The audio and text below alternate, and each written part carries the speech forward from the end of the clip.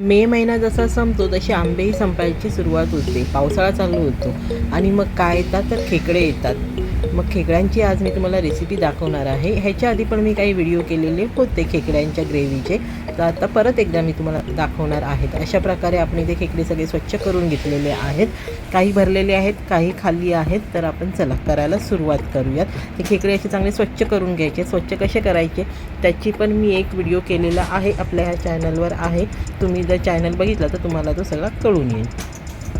एक भरलेल्या खेकड्याची रेसिपी आहे आणि एक नॉर्मल ग्रेव्हीची आहे आणि त्याच्यासाठी मसाला कसा करतात त्याचाही मी एक सेपरेट व्हिडिओ आहे आपल्या चॅनलवर, तर तोही तुम्ही बघू शकता.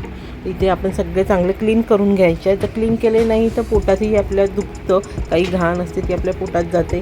त्याच्यामुळे चांगले स्वच्छ करून घ्या तुम्ही खेकडे आणि नंतरच ते करायला घ्यायचे आहेत. आता पावसाळा आल्यावर खेकडे चांगले भरलेले असतात.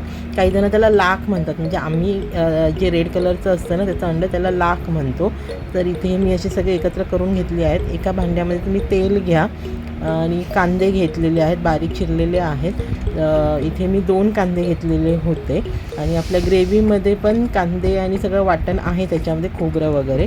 इथे मी 1 चमचा चण्याचं पीठ वापरलेलं आहे. ते चांगलं असं परतून घ्यायचं आहे, खरपूस असा कलर येईल असं.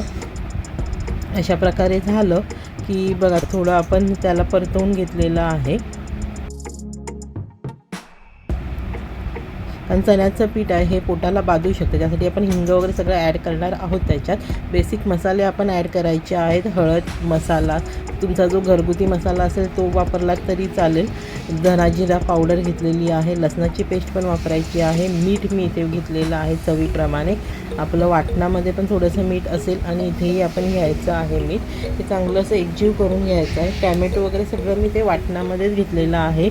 लाल मिरची घेतलेली आहे, खोबरं हे जे मी वाटण म्हणते ते आता आपण त्याच्यामध्ये ॲड करायचं. जर तुम्हाला घट्ट हवं असेल तर त्याच्यामध्ये पाणी ॲड करू नका आणि जर थोडी ग्रेव्हीवालं हवं असेल तुम्ही त्याच्यामध्ये पाणी ॲड करा. म्हणजे आपलं जे मिक्सरचं भांडं असतं त्याच्यामध्येच थोडं लागलेलं असतं, तर त्याच्यामध्ये ते पाणी ॲड टाकायचं आणि त्याच्यात घ्यायचं. आणि वरती जे आपण ताट ठेवणार आहे त्याच्यावर पण वाफवलेलं पाणी असणारच आहे, ते पण आपण त्याच्यामध्ये ॲड करू शकतो. तर तुम्हाला घट्ट हवं आहे कसं आहे तुमच्या ह्याच्याप्रमाणे तुम्ही करू शकता. मस्त टेम्पटिंग लागतं. भाकरीबरोबर खा, नुसत्या गरम वाफाळलेल्या भाताबरोबर खाल्लात तरी चालेल, चपातीबरोबर खा, जसं तुम्हाला हवं आहे त्याप्रमाणे आपण हे एन्जॉय करू शकतो खेकडे.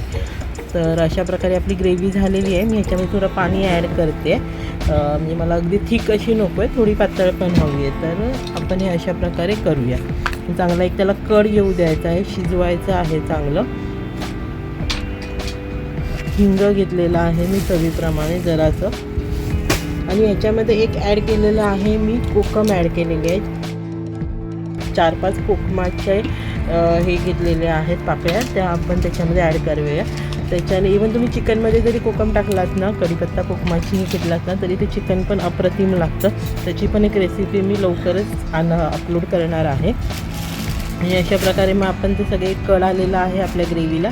मग एक एक करून सगळे खेकडे त्याच्यामध्ये टाकायचे आहेत आणि मग ते चांगलं शिजवायचं आहे, म्हणजे त्याची ग्रेव्ही चांगली आपल्याला मिळेल. कड आल्यानंतर मग आपण ते सर्व करायला रेडी आहोत.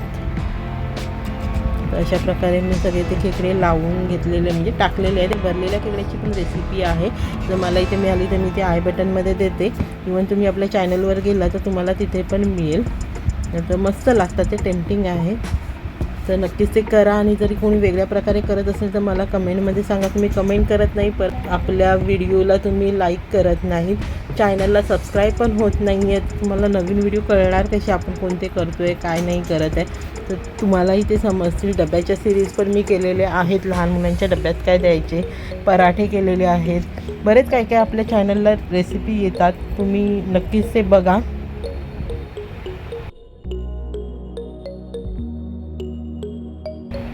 आणि ह्याच्यावर मी झाकण ठेवलेलं आहे, त्याच्यावरती पाणी ठेवलेलं आहे आणि जे पाणी आहे ते आपण ग्रेव्ही म्हणून त्याच्यामध्ये ॲड करत जायचं आहे.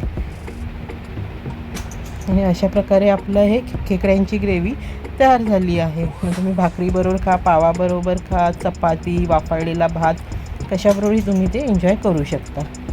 व्हिडिओ आवडला तर लाईक करा, शेअर करा आणि सबस्क्राईब करायला विसरू नका.